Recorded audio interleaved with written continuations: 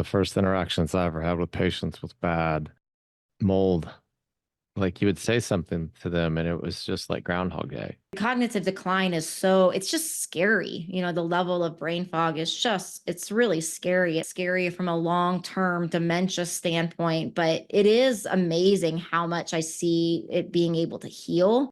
And I think one of the most important things I want to make sure we mention, in this time is it's so common that people will say something to me like, well, it's not in my house. In fact, I had a patient that went and she was buying a new house. And she even told me that the inspector had actually found visible mold and told her that she could just take a wet wipe and wipe it off. Like that is the level of misinformation.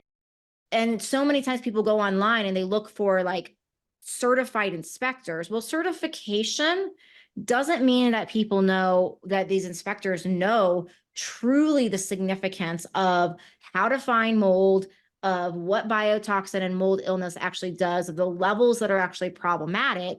It's like an entry level. Do they know how to do a certain portion of their job? But you really need somebody that is a high level specialist in mold inspection and a high level, remediator. And it's the hardest conversation to have with people, I think, because to tell people that are sick, that are having the struggle you're talking about around like you speak and it's Groundhog Day, you say the same thing over and over again.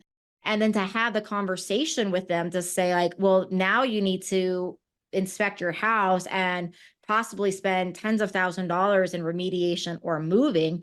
Like it's a crazy thing to wrap the brain around, but it's one of these things. It's like, so at the core of it, the hardest thing to say and hear oftentimes is it's literally do this hard thing or continue to live in this horrible way.